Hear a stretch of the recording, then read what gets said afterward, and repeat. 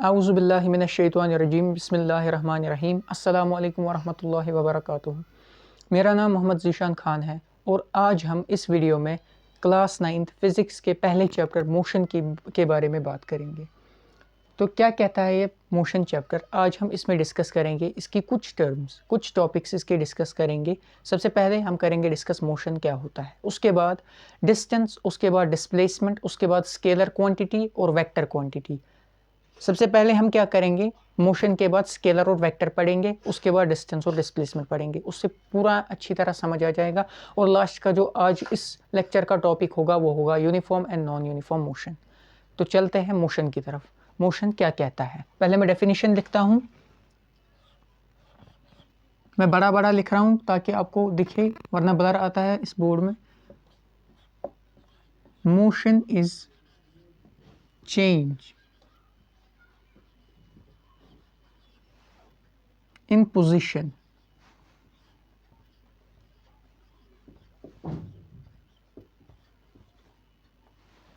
of an object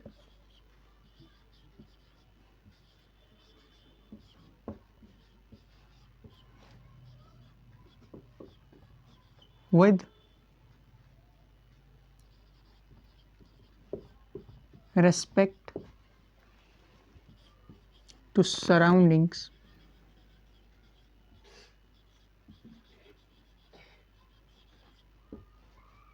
या इसके बदले विद रेस्पेक्ट टू टाइम। तो मैंने क्या लिखा, motion is change in position of an object with respect to surroundings या टाइम। इसका मतलब क्या है, मोशन हम कहते हैं अगर एक ऑब्जेक्ट की पोजीशन चेंज होती है विद रेस्पेक्ट टू सराउंडिंग या विद रेस्पेक्ट टू टाइम। कि पहले मैं ऐसे मान लेता हूँ कि अभी बज रहे हैं 12, अभी 12 बजे हैं, 12 AM में मान लेता हूँ। 12 AM मतलब कि रात के जब हम सोए होते हैं 12, उसी को कहते हैं 12 AM। मैं अभी 12 AM यहाँ खड़ा हूँ। अब 12:01 AM हो गया, मतलब 1 मिनट हो गया। अब मैं पहुँच गया यहाँ। इसका मतलब क्या हो गया कि विद रेस्पेक्ट टू टाइम मैं एक ऑब्जेक्ट हूँ यहाँ पे। विद रेस्पेक्ट टू टाइम मेरी पोजीशन में मेरी चेंज आ गई। पहले मैं यहाँ था, अब मैं यहाँ पहुँच गया टाइम के साथ साथ। या मैं ऐसे एग्जांपल दे सकता हूँ कि ये बोर्ड है मेरे पीछे, मैं अभी कैमरा के फ्रंट में खड़ा हूँ। मैं कह सकता हूँ अगर मुझे मोशन इस वक्त इस सिचुएशन में डिफाइन करनी होगी, अगर मैं यहाँ से यहाँ चलूँगा तो मैं कह सकता हूँ पहले मैं यहाँ था, मैंने क्या किया, मैंने मोशन किया। उससे क्या हुआ कि जो मेरी पोजीशन थी with respect to board, with respect to camera, वो चेंज हो गई। क्योंकि इससे पहले मैं कैमरा के फ्रंट में था, अब मैं साइड में आ गया। इसे हम कहते हैं मोशन। आई होप आपको मोशन समझ आ गया होगा। तो चलते हैं नेक्स्ट टॉपिक की तरफ। तो जो हमारा दूसरा टॉपिक है वो है स्केलर क्वांटिटी। अब हम बात करेंगे स्केलर क्वांटिटी किसको कहते हैं। सबसे पहला पॉइंट में जो स्केलर क्वांटिटी में लिखूंगा वो मैं ये लिखूंगा कि फिजिकल क्वांटिटी, ये मैं शॉर्ट में लिख रहा हूँ,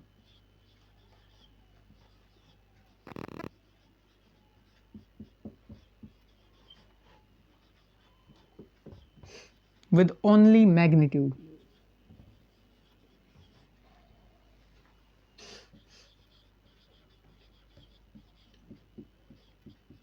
अब इसका मतलब क्या है वो मैं आपको समझाता हूँ। सबसे पहली जो हमारी इसमें टर्म आ गई वो आ गई फिजिकल क्वांटिटी। अब ये फिजिकल क्वांटिटी कौन सी क्वांटिटी होती है, ये मेजरेबल क्वांटिटी होती है, जिसे हम मेजर कर सके, ये वो क्वांटिटी होती है। ये एक ऐसी क्वांटिटी होती है जिसे हम न्यूमेरिकली रिप्रेजेंट कर सके, न्यूमेरिकली एक्सप्रेस कर सके। और जो ये फिजिकल क्वांटिटी होती है इसका यूनिट होता है, कोई यूनिट होता है। फॉर एग्जांपल मास है, मास का यूनिट सेंटीमीटर ले लो, ठीक ना। मास का यूनिट केजी, ग्राम, ये होता है। और जो सेंटीमीटर होता है वो आता है लेंथ में। तो ये उस चीज़ के देखिए, जो मास है उसका कोई यूनिट है, उसका जैसे यूनिट केजी है तो उसका यूनिट तो आ गया, ठीक। वो मेजरेबल क्वांटिटी है, उसको हम मेजर भी करते हैं, ठीक। तो वो क्या आ गई, फिजिकल क्वांटिटी। तो ये होता है फिजिकल क्वांटिटी। अब आगे समझते हैं विद ओनली मैग्नीट्यूड। अब ये मैग्नीट्यूड क्या होता है, मैग्नीट्यूड मैं ऐसे डिफाइन कर सकता हूँ आपको मैग्नीट्यूड हम क्वांटिटी को कहते हैं। अगर हम बात करें मैग्नीट्यूड, वो होता है अमाउंट ऑफ समथिंग को हम मैग्नीट्यूड कहते हैं। मगर जब हम स्केलर क्वांटिटी की बात करें तो magnitude refers to the quantity. हम मैग्नीट्यूड को रेफर करते हैं क्वांटिटी, एज ए क्वांटिटी, ठीक। अब ये क्या कहता है, physical quantity with only magnitude, ऐसी फिजिकल क्वांटिटी जिसकी सिर्फ क्या आए, मैग्नीट्यूड, जिसका सिर्फ मैग्नीट्यूड हो, खाली मैग्नीट्यूड के साथ, ठीक। अब मैं दूसरा पॉइंट क्या लिखूंगा, देखिए, नो डायरेक्शन इज इन्वॉल्व्ड, मतलब इसमें डायरेक्शन इन्वॉल्व नहीं होती है, इसमें डायरेक्शन का कोई भी काम नहीं है, ठीक। ये था स्केलर क्वांटिटी। बहुत इजीली मैंने आपको स्केलर क्वांटिटी समझाया। अगर इसके बावजूद भी आपको कोई कन्फ्यूजन रह गया तो आप कमेंट्स में लिख दीजिएगा, मैं आपको बता दूंगा। उसके लिए मैं सेपरेट एक वीडियो बताऊंगा जिसमें हम क्वेश्चन आंसर्स, अगर किसी को कोई डाउट रहा होगा वो अलग से हम डिस्कस करेंगे। फिलहाल के लिए अगर आपको समझ आ गया होगा तो ठीक है। तो चलते हैं नेक्स्ट टॉपिक की तरफ। तो अब चलते हैं हम वेक्टर क्वांटिटी की तरफ। एक बात और है, जो स्केलर क्वांटिटी होती है उसकी मैंने एग्जांपल शायद मैं भूल गया देना, तो उसकी एग्जांपल आप सुन लीजिए। स्केलर क्वांटिटी की एग्जांपल में एक तो आता है टाइम, मास, लेंथ एक्सेट्रा, ये चीज़ें। तो अब हम बात करते हैं वेक्टर क्वांटिटी की। वेक्टर क्वांटिटी क्या होता है, ये एक ऐसी फिजिकल क्वांटिटी होती है, physical quantity with both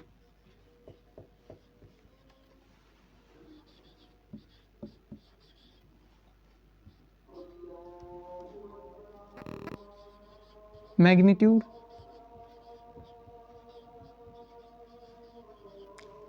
as well as direction.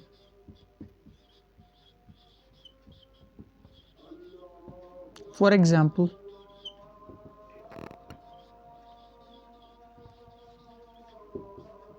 Velocity की बात करें, स्पीड एक्सेट्रा। तो मैंने क्या कहा, physical quantity with both magnitude as well as direction, for example velocity, speed etc. Vector quantity वो क्वांटिटी होती है, फिजिकल क्वांटिटी मैंने समझा दिया है आपको अब क्या होता है, वो फिजिकल क्वांटिटी जिसमें दोनों आते हैं, मैग्नीट्यूड भी यानी कि क्वांटिटी भी, और एज वेल एज डायरेक्शन, इसमें डायरेक्शन भी इन्वॉल्व होती है, यानी कि डायरेक्शन से भी इसका वास्ता है, डायरेक्शन भी। फॉर एग्जांपल, इसकी एग्जांपल अगर मैं दूंगा वेलोसिटी, ये हमने अभी नहीं पढ़ा, इसको नेक्स्ट वीडियो में हम पढ़ेंगे। स्पीड, इसको भी नेक्स्ट वीडियो में पढ़ेंगे एक्सेट्रा। ये चीज़ें जो है ये वेक्टर क्वांटिटी इन्हें हम कहते हैं। अगर यहाँ पे कोई डाउट रहा होगा तो कमेंट्स में आप कह सकते हैं। तो चलते हैं नेक्स्ट टॉपिक की तरफ।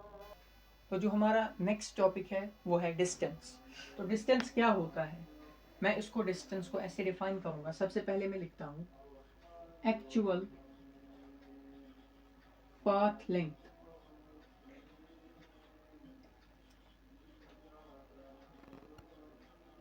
on which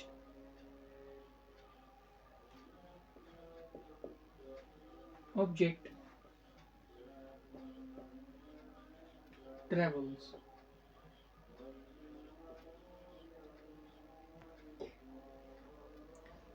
actual path length on which object travels, इसका मतलब मैं अभी समझाता हूँ।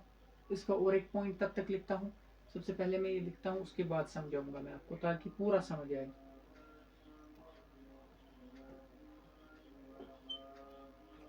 It is a scalar quantity. आप भी अगर नोट डाउन करेंगे तो अच्छा है। Third, its unit is metre.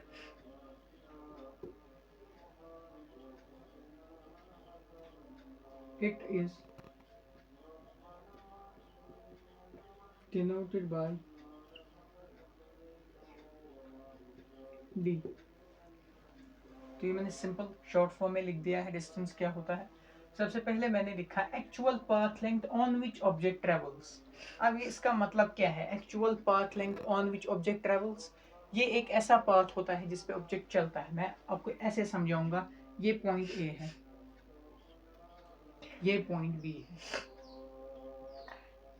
मैं डिस्टेंस का समझा रहा हूँ आपको। मैं यहाँ से गया, फिर ऐसे गया, फिर ऐसे गया, या ऐसे ऐसे ऐसे और पहुंच गया अभी तक। इसको मैं डिस्टेंस कहूँगा। जितनी, फॉर एग्जाम्पल, सबसे पहले मैं मान लेता हूँ यहाँ से यहाँ तक है 15, फिर ऐसे है 10, फिर ऐसे है 10, फिर ऐसे है 10। मैं एग्जाम्पल दे रहा हूँ, ऐसे है 10 ताकि कैलकुलेशन आसान हो सके। ऐसे 10 और ऐसे 10। अब मुझे आप बता सकते हैं टोटल डिस्टेंस कितनी ट्रैवल की। देखिए, डिस्टेंस जो होती है ना, उसमें पूरी एक्चुअल पाथ लेंथ जितनी होती है वही मेजर की जाती है, जिस पे ऑब्जेक्ट ट्रैवल करता है, चाहे वो टेढ़ा हो, चाहे वो सीधा हो, कैसे भी हो। देखिए, यहाँ से यहाँ तक 15, 10 हो गए 25, और 10 35, और 10 45, 55, 60, 85, 75। टोटल जो डिस्टेंस है वो आ गई 75 मीटर। मैं ऐसे लिखूंगा। इसका मतलब क्या है, जो ऑब्जेक्ट, जो ये पॉइंट ए से चला है ऑब्जेक्ट पॉइंट बी तक, इसने डिस्टेंस ट्रेवल की है 75 मीटर। तो ये था डिस्टेंस का पहला point, actual path length on which object travels. Second point, it is a scalar quantity. अभी मैंने आपको बताया कि स्केलर क्वांटिटी क्या होता है। स्केलर क्वांटिटी वो क्वांटिटी होती है जिसमें क्या होता है कि विद ओनली मैग्नीट्यूड, जिसमें खाली मैग्नीट्यूड होता है, डायरेक्शन इन्वॉल्व नहीं होती है। वही तो मैंने यहाँ पे बताया, चाहे आप टेढ़ा चलो, वैसे चलो, ऐसे चलो, इसमें कोई भी मतलब कि डायरेक्शन की कैद नहीं है कि आपको ऐसे ही चलना है, सीधे ही चलना है ना। इसमें वैसा कुछ नहीं है, आप टेढ़ा मेढ़ा भी चलिए, जितनी डिस्टेंस होगी वो होगा actual path length. It is a scalar quantity. तो ये स्केलर क्वांटिटी है और इट्स यूनिट इज मीटर। इसको हम यूनिट, जो इसका है ना यूनिट, वो है मीटर। कितने मीटर चला मैं, फॉर एग्जाम्पल यहाँ से यहाँ तक कितने मीटर चला, 1 मीटर चला, 2 मीटर चला, कितना, साथ में मुझे मीटर लगाना है क्योंकि वो इसका यूनिट है। It is denoted by D. इसको हम डी से डिनोट करते हैं। अगर हमें किसी चीज की डिस्टेंस बतानी होगी, जैसे मैंने यहाँ पे लिखा D is equal to 75 metre, इसका यानी कि distance is equal to 75 metre. I hope आपको डिस्टेंस समझ आ गया होगा। तो अगर आपको कोई भी डाउट है तो आप कमेंट्स में बता सकते हैं। तो चलते हैं नेक्स्ट टॉपिक की तरफ। एक बार मैं पहले और रिवाइज करवा देता हूँ कि क्या होता है ये डिस्टेंस। डिस्टेंस होता है actual path length on which object travels. ये एक ऐसी एक्चुअल पाथ लेंथ होती है जिसपे एक ऑब्जेक्ट जो है वो चलता है। जैसे मैंने ये एग्जांपल आपको दी कि मैं यहाँ पे हूँ ए पॉइंट पे, अब मुझे जाना है बी पॉइंट तक। इसमें मुझे कुछ भी नहीं करना है, जितनी डिस्टेंस में चलूँगा वो मुझे सारी कैलकुलेट करनी है, वो जितनी आ जाएगी वो मेरी डिस्टेंस है, उतनी डिस्टेंस मैंने ट्रैवल की है, उसको कहते हैं actual path length. It is a scalar quantity. ये एक स्केलर क्वांटिटी है। इसका मतलब क्या है, स्केलर क्वांटिटी वो क्वांटिटी होती है जिसमें मैग्नीट्यूड होता है with no direction.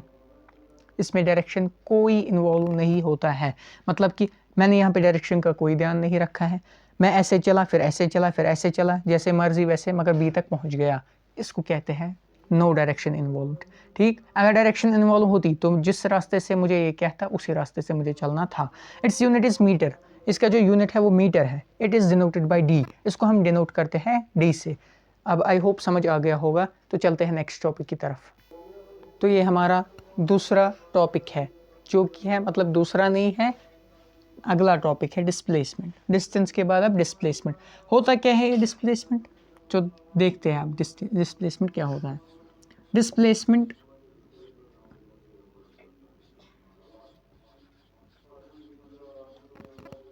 Is the shortest path. ये एक शॉर्टेस्ट पाथ होता है बिटवीन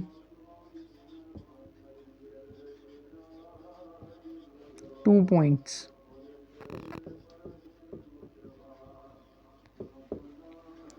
ये जो डिस्प्लेसमेंट होती है ना, ये इजी है। ये शॉर्टेस्ट पाथ होता है दो पॉइंट्स के दरमियान। फॉर एग्जांपल, इसको आप एग्जांपल से समझिए।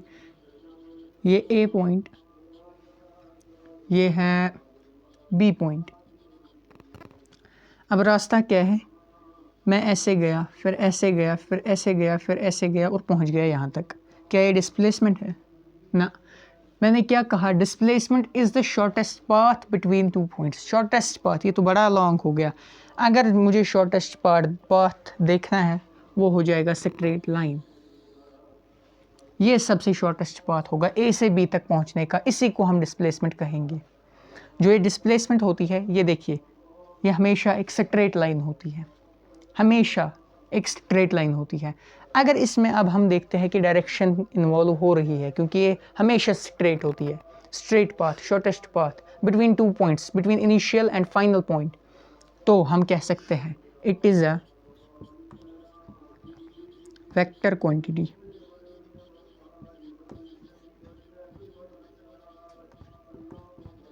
ये एक वेक्टर क्वांटिटी है, ठीक। इट्स यूनिट इज, इसका भी यूनिट मगर मीटर ही होता है, यूनिट इसका मीटर ही होता है। 4 denoted, it is denoted by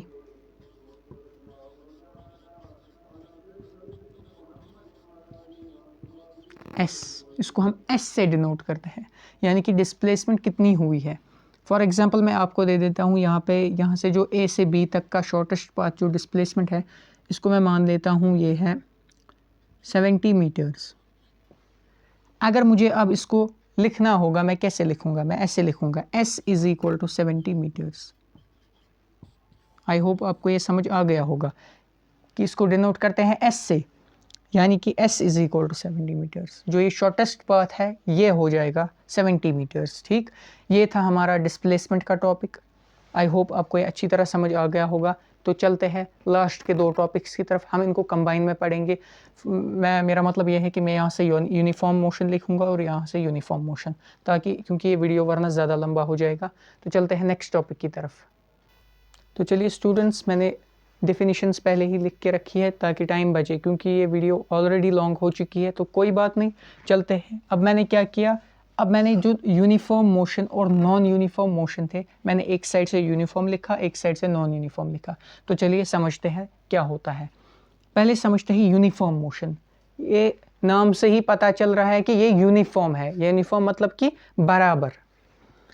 it is the motion in which the body travels equal distances in equal intervals of time। इसका मतलब क्या है, ये एक ऐसा मोशन है जिसमें एक बॉडी, जिसमें एक ऑब्जेक्ट बराबर डिस्टेंस ट्रेवल करता है बराबर टाइम में। मतलब 1 सेकंड में 1 मीटर, उसके बाद भी 1 सेकंड में 1 मीटर, उसके बाद 1 सेकंड में 1 मीटर, ये बराबर चल रहा है ना, 1 सेकंड में 1 ही मीटर बार बार चल रहा है ना। इसका मतलब ये इक्वली डिस्टेंस और टाइम बराबर लेकर चल रहा है। इसी को कहते हैं हम यूनिफॉर्म मोशन, जिसमें एक बॉडी यूनिफॉर्मली चलती है टाइम के रेस्पेक्ट में।